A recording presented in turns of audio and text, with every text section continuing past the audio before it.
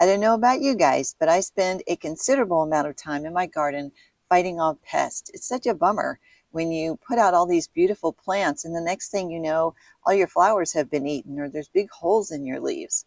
So today we're going to go over what I use one by one so I can show you how do I apply them and what they do in your garden. Hi you guys, I'm Sonia with Suburban Gardening. Today we are going to fight the pests in our garden and we're going to do it mostly organically. There are a couple of things I use that are not organic, but I want to tell you how I use them because I'm very careful. I'm extremely concerned about pollinators in my garden. We have a lot of bees, we have ladybugs, and we have a lot of praying mantis and lacewing. They are very beneficial at eating the little pests in my garden, so I want to keep them happy too. The pests that are particularly bad in my garden are earwigs, budworms, snails, and slugs. I have a lot of problems with those. Right now, I just encountered a problem with grubs getting down into my soil, particularly into my raised bed. So I'm going to show you what I'm going to try on that as well. But let's get started with the budworms. They are such a nuisance.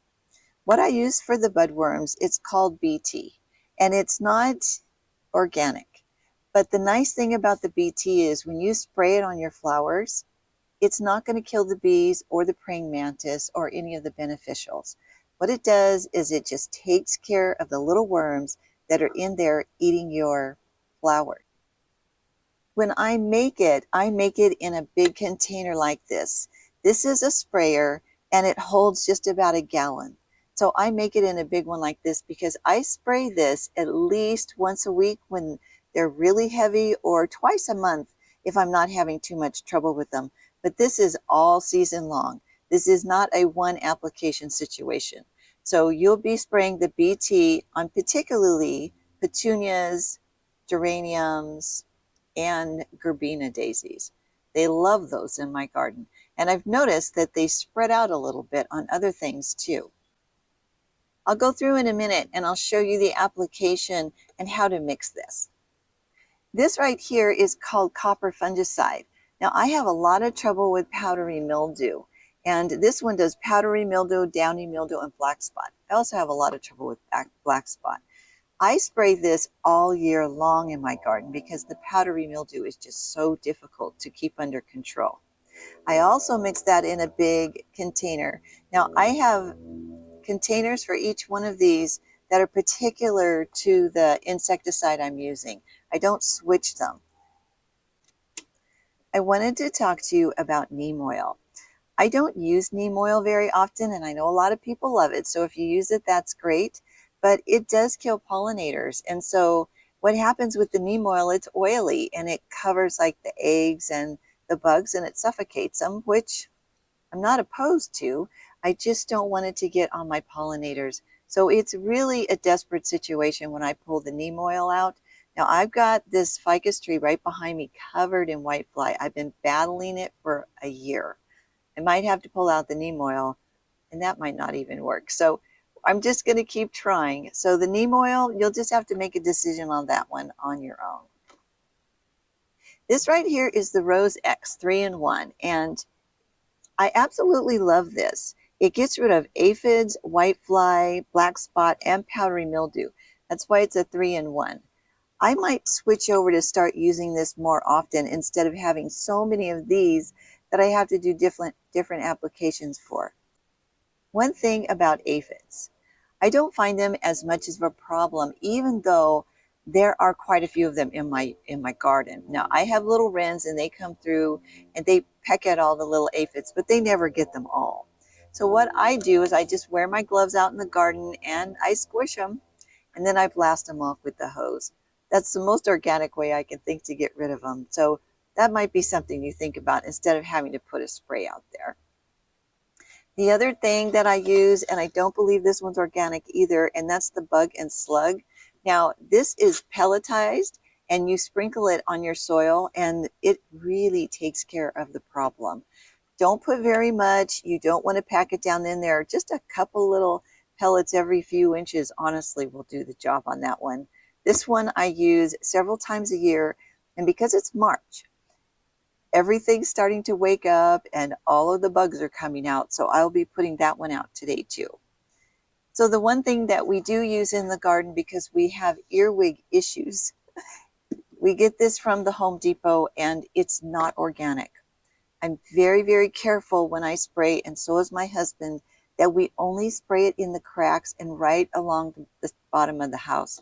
Only on the cement. We never spray it in the dirt. We never spray it on any plants because this will kill everything it comes in contact with. So we're very, very careful when we use this particular one. I'll give you a demonstration of that one as well. Next one I want to tell you about is one that I picked up, and I'll tell you I haven't used this yet, but they're nematoids naturally occurring in the soil. I apparently don't have any in mine, and we're going to mix this up and we're going to spray it into my raised bed. I haven't been able to plant my raised bed because it's infested with grubs, and so is another planter. I imagine they're probably everywhere. This makes quite a bit of mix, so I'm going to be spraying it in the grass and in all of my raised beds because really we're just infested with grubs right now. It says on the box that it does not hurt worms, and it also says that it kills fleas, fire ants, and cutworms, which is great because I do have some cutworms. And it says that it kills fungus gnats. That I really need right now because I'm doing a lot of seed starting and the fungus gnats just go wild over it. So I'm going to give this a try. It'll be something we do together and we'll see if it works or not. What I'm doing right now with the grubs, I'm digging them out of the garden one at a time. I don't know any other way to get them out. I don't want to put poison in my raised bed where we grow food. So we're going to give this a try. And there's one other thing I wanted to show you. This big bag is called vermiculite. Now you can get it in all different sizes, but I ordered a big one because I'm going to be starting a lot of seedlings, and the fungus gnats get in there and they cut the seedling off and absolutely kill it. So if I take a little vermiculite, which is just a granule, and I sprinkle it on top of the soil, the fungus gnats, they don't like it and they stay away and I have no problem. If your seedlings are in the house in particular, where there's not a lot of airflow like outside, this is something you might want to try. When it comes to the copper fungicide and the BT, remember this one is for black spot and powdery mildew, and the BT is for the budworms. I have 2 full tanks right here, so I can't literally show you, but of course you would take off the top, and then I've measured out 2 ounces on here. I pour 2 ounces in, and then I pour that in here, and then I fill it with a gallon of water. Now, these come with wonderful instructions on whatever you're applying it to and how much you're going to need. So have a gander at those instructions, and then you can mix your own. So I'll go ahead and show you how I apply them. It's actually kind of fun to use these sprayers.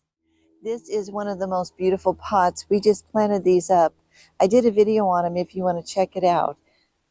But the snapdragons and the nasturtiums get really attacked by budworms.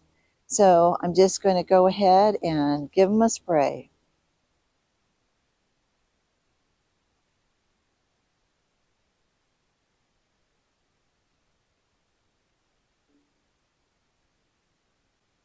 Petunias are one of those flowers that really get attacked by budworms, as well as geraniums, but petunias in particular. These are still in their 6-pack, but I'm going to go ahead and spray them anyway because I know those budworms are on their way. I will come out, do this once a week during this season because that's when the budworms are the most prevalent. This is the poison that I get from the hardware store, and you just need to turn it on. You might want to wear gloves if you're sensitive to this kind of thing. But basically, you just squirt it in the cracks. I'm going to make sure I don't get this plant right here.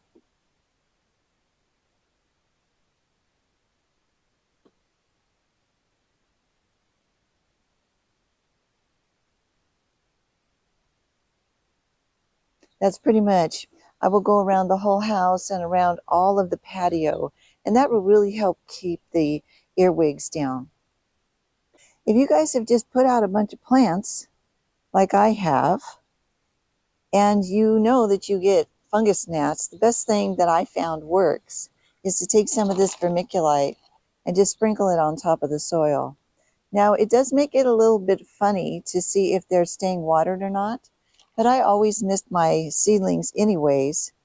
So I'll be watering them every day or every couple of days anyways. So if you do this, for whatever reason, those fungus gnats do not like vermiculite. And that'll protect these. When the little seedlings come up, they won't get chopped off and eaten up by fungus gnats. I wanted to show you guys what the grubs look like. It's kind of gross, so if you don't like bugs, you might want to look away. But here they are. This is a small one, and it's some type of beetle. I'm not exactly sure what. And then we have these very large ones. Now, I think that these large ones are Japanese beetles. They're huge, and they have taken over my raised bed. So I'm going to put those nematoids in there and see if we can't get rid of them. The nematoids will not kill the grubs. They attack the larva. So I still have to dig these out, but hopefully there won't be any more after this.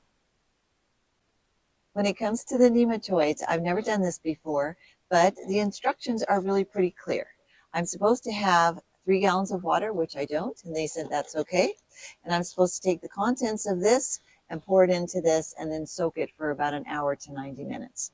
So we'll go ahead and do that, and then I'll get out here and spray it on the ground. The one thing it did say is that your ground needs to be wet. I guess the nematoids need it to be damp.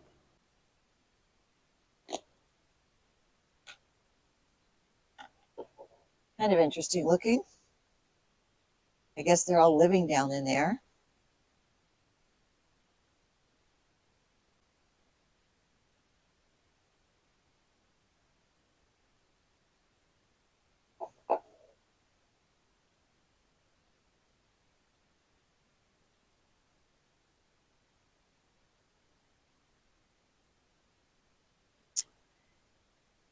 So what's going to happen here is that the nematoids are going to leach out into the water.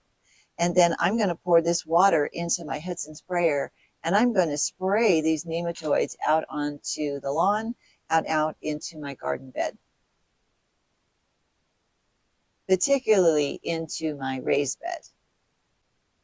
Here is my raised bed that's infested with all those grubs, but I'm going to go ahead and spray these nematoids all in here. I'm going to put it pretty thick, nice and wet. They say that it doesn't hurt worms and it doesn't hurt my plants, and it doesn't hurt me. So that's a really good thing. Now, the instructions did say that the soil needed to be damp. When you put this on here, I'm going to just keep doing this. I'm going to do this pretty much in my whole yard until I run out of liquid. I sure hope this works. This would be a great organic way to get rid of those grubs. I am so glad we got this chore out of the way today. I don't spray my garden all the time, but I do it regularly because I put a lot of effort bringing all these beautiful plants out here, and I want them to look beautiful, not full of holes, and I want them to be vibrant and give them everything they need to push as much growth in flowers and vegetables as possible. I hope that you'll take this information and apply it to your own garden. I'm sure you guys have all different things that you're working with, but if you do a little bit of investigative work, you'll find out what works in your garden and you can just apply it every time. So there's so many things to talk about in the garden, you guys, but thanks for stopping by, and I'll see you next time. Oh, I think he has something to tell me.